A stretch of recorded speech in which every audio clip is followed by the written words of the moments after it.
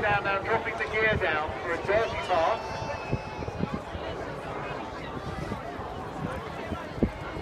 To mention the first of the V-bombers, the British atomic bombing force, was the Valiant. That sadly didn't last too long as it was prone to cracking, but that was followed into service by the Vulcan and the anti-Page Victor.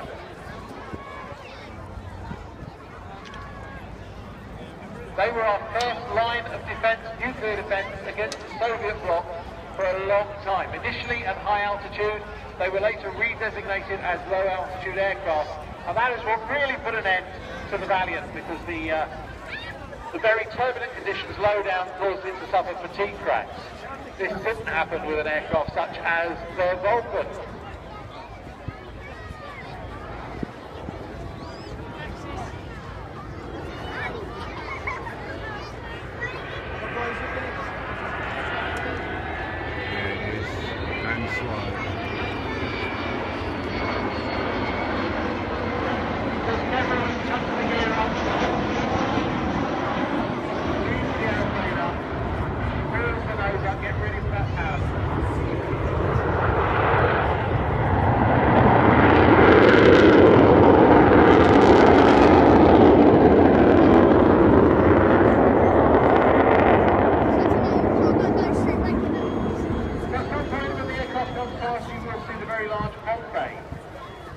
This aircraft can carry up to 21,000 pounds of bombs. That's nearly 9.5 tons.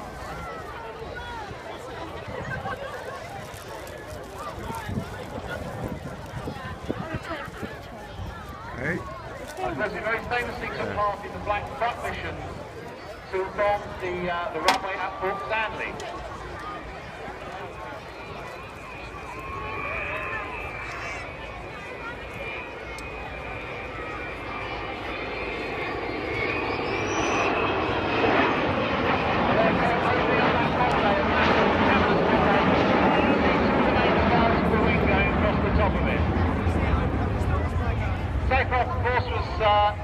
Chief designer was Roy Chadwick, the man that had previously designed the Lancaster.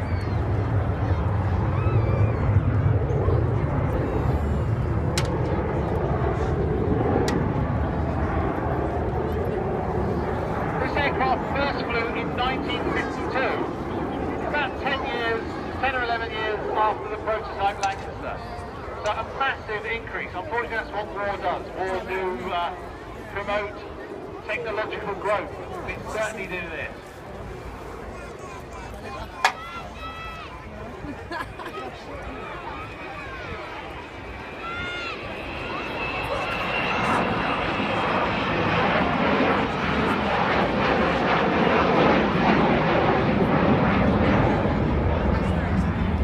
One great advantage that the Vulcan had at low level was its manoeuvrability.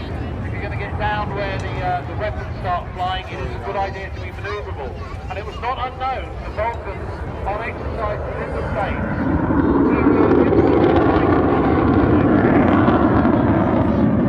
and of course, memorably at the 1952 Farnborough Air Show, Rowley Falk actually barrel rolled the Vulcan.